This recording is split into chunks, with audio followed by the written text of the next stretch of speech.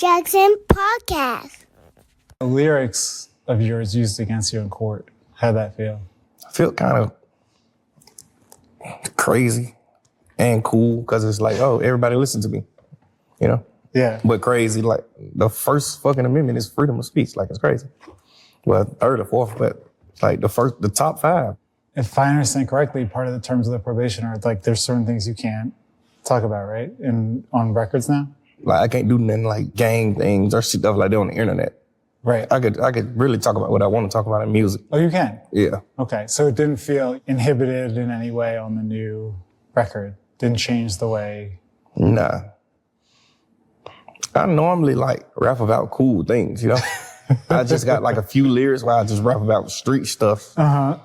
And those are the lyrics that they try to use against me. But yeah. most of the time I don't rap about that type of stuff, you know? Does it make you think twice about rapping about street stuff? Yeah, because just like the impact that you got on the community, the youth, and not because of like the law. It's more so just like realistically, like kids actually listen to us. Like, all right, we got to like dumb it down. So, you know, I listen. What's poppin' with y'all? What's poppin' with y'all, man? I had the volume turned down, but I'm excited to be back on the microphone to chop it up with the family. Thanks to the new subscribers. If you're an old subscriber, go ahead and hit the like button so you can help me trigger the algorithm. I think we got a dope conversation today. You know, I've been gone away from the platform for a couple of weeks, and I just been checking out the landscape.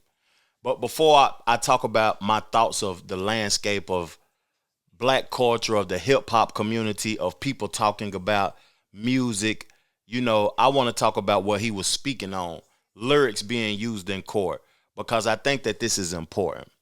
You know, I was successful locally in my hometown, and I remember times when I got pulled over and police would used to repeat things that I said in records.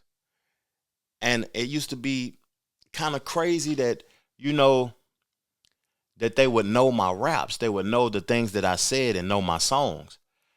And they would say the most incriminating bars about the things that I was saying, that I was selling, things that I was hustling, and how I was talking about neighborhoods and things like that. And the only reason I'm speaking on this is because we see the situation that Lil Durk's in.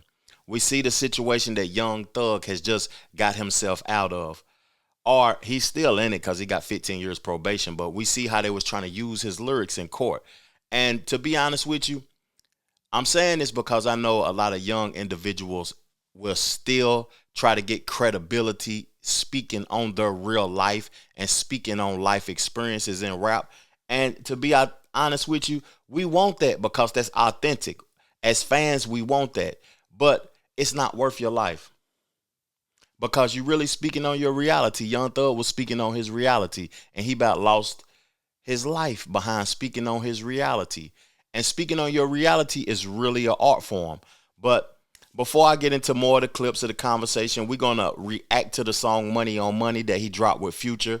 And we're going to play a couple of more clips. I'm going to read some more things from this GQ article. Salute to GQ for putting together a good piece, for having real journalism, a real journalist interviewing him, and not nobody trying to ask incriminating questions. That's what I appreciated. And now let me talk about you people on YouTube, you people on podcasts and things.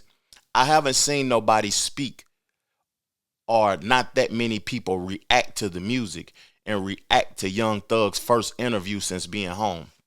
But you know what I did see? And I didn't really dive too deep into that when he was in court.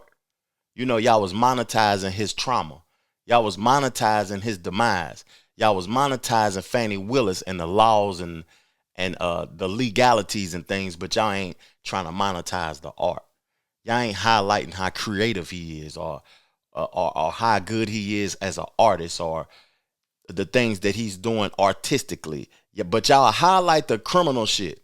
And it's getting to a point to where I'm getting tired of brothers and stuff, you know what I'm saying, bringing other brothers down and talking about their demise, talking about these sexual allegations that's going on in the community, talking about the criminal aspect of it, because y'all are giving information to the law enforcement instead of, you know, highlighting the artistic side. And these people are also guilty, though. They guilty for giving y'all the ammunition to talk about it, though. But if you had any morals and integrity, you wouldn't talk about it because you know where it's going to lead to or how it could hinder a person. But at the end of the day, y'all in it for clicks, likes, views, monetization, and y'all really don't give a shit about nobody, including your damn self. But let's get to the next clip. Decide to plead guilty to 6 counts. That a difficult decision? Absolutely. Just pleading guilty to something you know that you didn't do or that's not yours is crazy. But you get a chance to keep fighting and then worry about the juror's fate or you just go ahead now. Go home. It's like, shit, go home. Still feels like the right decision now? Yeah. You know, everybody was talking about the decision he made because he could have came out without having so much probation and so long of probation and so many restrictions. But let's see the 6 counts that he pled to, because he said that pleading to something that you're not guilty of. And then he's talking about lyrics in this interview. And I just want to say he pled guilty to participating in criminal street gang activities, 3 violations of the Georgia Controlled Substance Act, possession of a firearm during commission of a felony, and possession of a machine gun. Damn. And he came home. I'm glad that he got to come home, man, and have another chance at life. But those things that he pled guilty of, if he wouldn't have pled guilty or no contest to the situation, then he probably would still be locked up, or he could have beat it because they couldn't have proved it, and he had the high power lawyer. You know, the high power lawyer was standing on business, even went to jail with him or whatever, though. And I was aware of everything that was going on, but I didn't talk about it. I'm finally really just now talking about it, to be honest, on my channel. And I'm just glad that the brother's home. But before we get into, let me make sure that my Bluetooth connected. Before we get into some more of the conversation of the conversation between the GQ interview and everything, I want to play some of the music, man. I got to play some of the music because that's what I do on my channel. I react to the music, highlight artists, make sure the artists getting their shine. And to me, the record that he just released, it was similar. Hold on, let me turn that down. It was similar to the Lil Baby album. I mean, the Lil Baby record that him and Future did. But this one was a little bit different, though. Let's get right to it, though, man.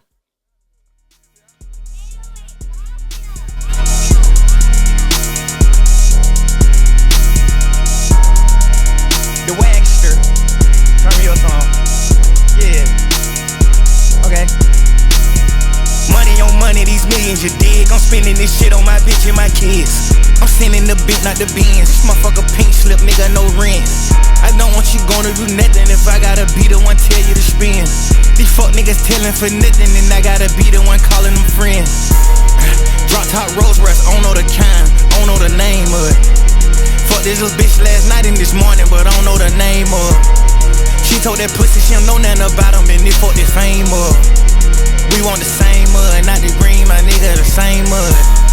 Mommy, you a thigh, I don't want shots. Brother, you a rat, my brother. Twin, you a pack, running through sex. Hey, Louis V slacks, Hermes trench, swim pool heated. Yeah, she ain't tryna eat it. She ain't tryna what? Shawty, you can beat it. Drink a 2-liter, ride a 2-seater, round with an eater. Calling me Poppy, I'm calling her mommy, ex-senorita. I ain't been cocky, but I've been putting on ever since Beepers. Fuck me good the first day, a nigga might keep her. Blowing money fast like a fucking cheetah. I've been in the trenches filled with hyenas.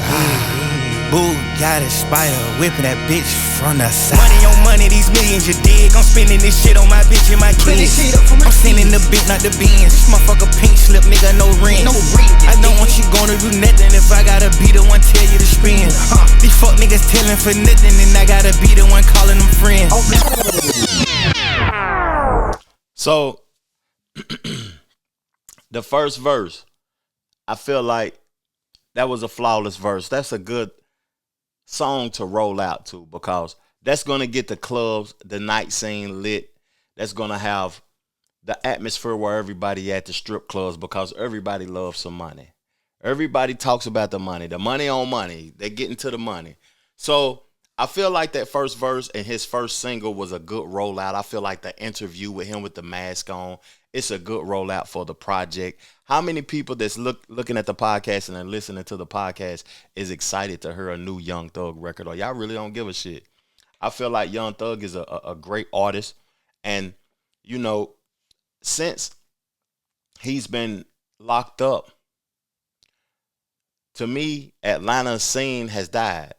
Last year was all about Kendrick Lamar and the Drake beef in the hip hop community. People who was releasing music, they just didn't thrive like that. 21 Savage dropped at the top of 2024, and the rest of the year was Kendrick and Drake beef. That's all the hip hop outlets was talking about. That's all that, you know, everybody was consuming at the time. Now that Young Thug is out, I think that it's going to revitalize a few artists, you know, like the Travis Scotts. Even though Future kept dropping, it just didn't hit the same. And Gunna still was releasing flawless music. And I don't want to talk about what was said on the podcast or the conversation, the GQ interview that he said about Gunna, because I'm not the type of person that's going to highlight, you know, dysfunctional beef and betrayal and hatred and negativity. I'm too healed. Life too good, dog. Life too good for me to be, you know what I'm saying, putting my face on the screen talking about some things that is low vibrational. That's just not who I am. So in this clip that I'm about to play, before we get to the next verse, before we get to Future's verse, I want to play this clip because this is Thug's take on Atlanta's Mount Rushmore. You still feel like one of the kind of leaders of that scene, Atlanta? that city? Yeah. Yeah. One of the guys that plowed Atlanta into the rap industry. You would put yourself in that category? Absolutely. Yeah. Who else would you put in that category? Future, Savage, Lil Baby, Migos, Tip, Andre 3000, Gucci. That's the Mount Rushmore right there. Absolutely. We got a lot of kings in Atlanta. Have you kept up with like rap in general? What do you think of the current like state of the art? I'm a musician, so I don't think no music is bad or nothing is like wrong. Everything is just fire. Well, it feels like when you were away, it was sort of dominated by this like Drake Kendrick thing, you know? Yeah, for most of it. Which I don't know if you have like a side in that. Atlanta kind of even got dragged in by Kendrick, which was interesting. Yeah. He just like spoke on people's name in Atlanta. Yeah. I don't know what that was about. But I'm like a Drake fan. Do you feel like it's like rap music in general is in a good place? Yes. I think the numbers could be better, but yeah. Oh, you mean like people could be selling more? Yeah. I seen something about like the percentage in hip hop has like went down. Oh, really? I seen something like that when I was locked up. So do you have a theory about why? I think a lot of people like rapping about the same thing. And nobody is bringing like something that you can actually watch. You can enjoy the music and like enjoy the things that they do, but like we used to like make movies, you know. I agree with him on, you know, the statement that he made about people are rapping about the same things. And it's like nationwide. I remember a time when hip hop was regional. We appreciated it more. We appreciated learning about this part of the country and what y'all doing up there and how y'all representing each other. And I want to say something about something that comes to my mind. Like, you know why the regional success was so pivotal? Because before all of this financial success, people wasn't dying in their own communities.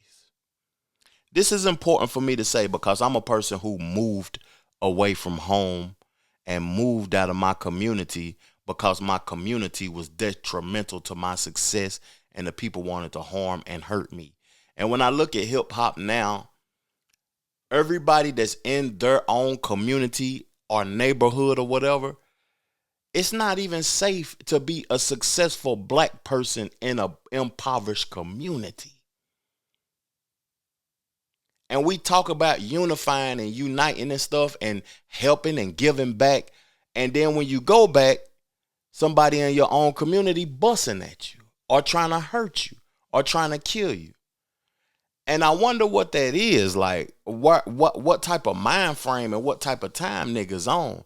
And the reason I'm speaking about this is because when they gave Young Thug his probation, they said he can't go back to Atlanta. And they gave stipulations of why he could go back. To me, I feel like that's a good thing. A lot of people may say, Trev, you a coon, you ain't supporting your community or giving back to your community or doing this and that.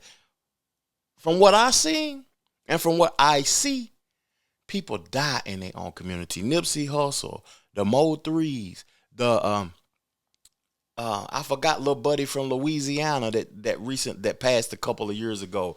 But Bootsy said it on the Vlad interview. I know y'all done heard it 1,000 times on this YouTube because that's where y'all viewing my content at. And it's just a sad situation. And what could be done about that? Is that the mind frame of the people? Because me personally, I love my community. I wish I could be there and give back and build with people. But fuck that. Before I die, I'm going to remove myself. I ain't down to die for y'all niggas. And I never will be and never was. Why should I have to die when I want to live? Why should you want me to die when I want to help build you up? That's just my thought process of it. Now, he spoke about the Mount Rushmore. The nigga done 10 niggas. The Mount Rushmore is 4, Thug. It's just 4. And I know y'all got a lot of leaders and a lot of people that has been successful in the music industry in Atlanta. But,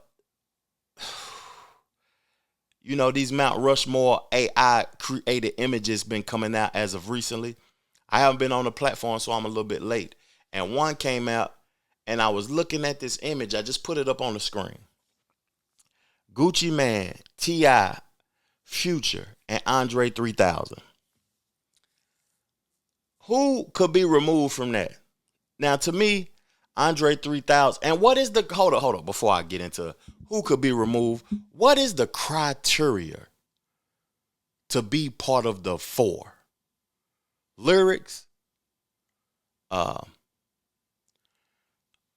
most projects, who you put on. What is the criteria, or what criteria would y'all create for you to be a part of the Mount Rushmore, for a part of the best?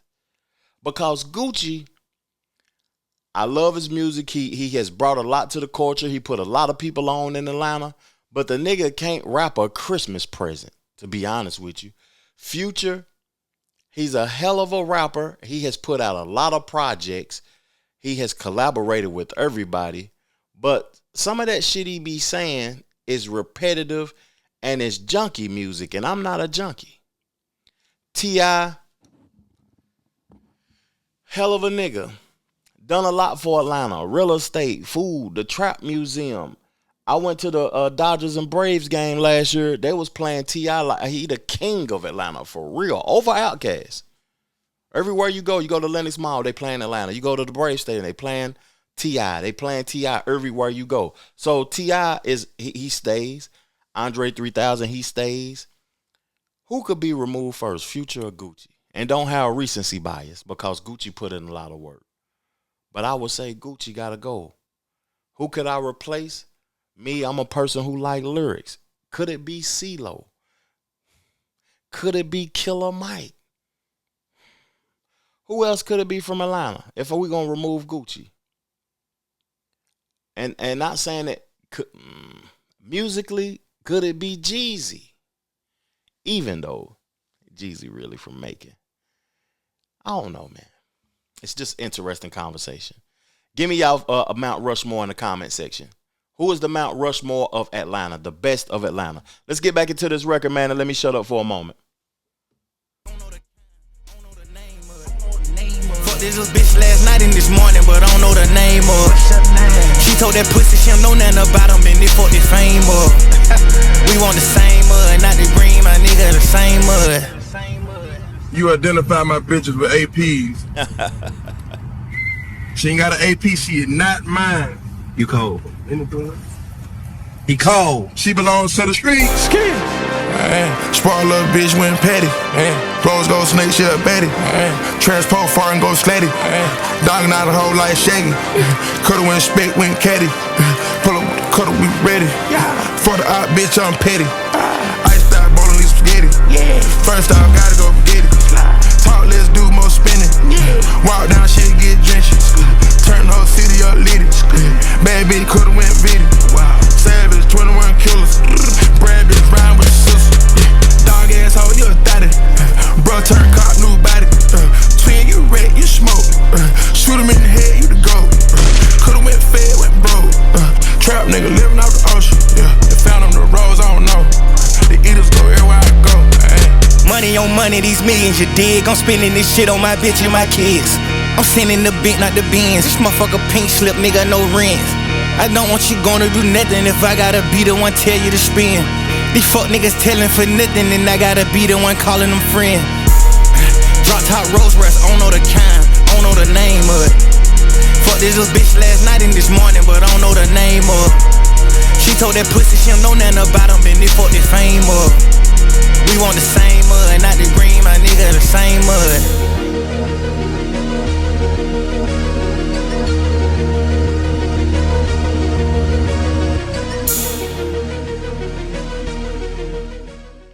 I'm gonna say something though, man. Like, Thug came with it on that record, man. It's, to me, it's a great record. I could see it being played in the functions, in the nightclubs. You know, the beat switch was crazy when Future came in, and the lyrics was up to par. I like the aggressive nature because people were saying that Thug wasn't going to be able to say certain things in his records no more. You know, as a creator myself, I appreciate the art form. I appreciate hip hop because nowadays we have a lot of people speaking on the criminality of hip hop that has never participated in the art form of hip hop. And they don't even appreciate the music of why these people getting spoken about and how it is a skill to do what them boys just did. It ain't just no easy thing where you just going in the studio and you just saying some shit right quick. It takes an engineer, it takes a dope producer, and it takes, you know what I'm saying, a spirit to be able to get your bars off. Pause. Now, I'm gonna close this podcast out. And thank y'all, man. Thank y'all for tuning into my show. Thank y'all for staying subscribed because I went away for a couple of weeks. I thought everybody was gonna leave my channel and go away. I had some things to do. And I got some things accomplished, and I'm about to be releasing shows like crazy. But before I go, I want to read this part of the interview because I think this is important because it speaks to a business acumen, a business aspect of the culture. And, you know, when Thug first got in the game, he was signed to Gucci Mane. Then he was signed to Liar Cohen. You know, that's one of them Jewish boys that everybody be talking about. And you know how they own majority of the hip hop culture. They own the culture now. We don't own it. We just contribute to it and create the music. I think that's a bad thing. But what could we do to get it back when we just selling each other out and we killing each other in our own communities where we come from? So that's another discussion, and that's an educational discussion. But right now we talking about the art form. So let me get into it though. I'm gonna read this to y'all. The interviewer said, I've heard interviews where you talked about kind of bruising, early encounters with the industry, your deal with Gucci Mane, who first signed you. Was kind of weird, right? Or even Liar Cohen, who signed you to 300 Entertainment. I've heard you say that one started out difficult too, right? Yeah, because we didn't know each other. We ended up being good friends, though. He's talking about Liar Cohen. Then he said, the interviewer said, did you hold things against them later on? Now, this is the interesting part. Did you hold things against them later on? So let me read to y'all. When I was younger, yeah, because I didn't realize people's point of view or way of hustling. Now I have some of those similar ways of hustling. Let me read that again. Now I have some of those similar ways of hustling and points of view. So now it's just like, oh, okay. The more I got bigger, the more I realized. Because even when we got cool, I still didn't understand some of it. Even when we got cool, me and Liar got super cool. He my mentor. Even when we got super cool, I still didn't understand some of the things that I felt like he did back then. But now it's growing older and owning the record label and doing things like that. It's like, okay, cool, you get it. And then he said, the interviewer said, did you make a point with your label or maybe doing things differently with artists than the way the people dealt with you? I don't really be taking money from my artists and stuff like that. I just like to help people. Sometimes it costs and sometimes you just lose, but it really don't matter. Then he spoke on Gunna. One of those artists was Gunna. You guys did a ton of songs together. He was very successful on your label. He was arrested about the same time as you. I think a lot of people wonder what that relationship is like. Yeah, I know. Everybody wondering that. So before I close out, what really caught my attention is that he is taking some of those business acumens that Liar Coheed taught him and some of the things that he done to him. You know, in America, you're going to either embrace capitalism or you're going to get ate up by that shit. Real talk. A lot of people don't want to do it because it's inhumane. But if capitalism could be more humane, the whole world would be different. I wish it was, but it's not. You're going to either embrace it or you're going to get swallowed up by it. I appreciate y'all for tuning in to my podcast, man. Let's further the discussion in the comment section. Peace, love, plenty of abundance. Make sure you go get you some money, and I'm gone. Chill.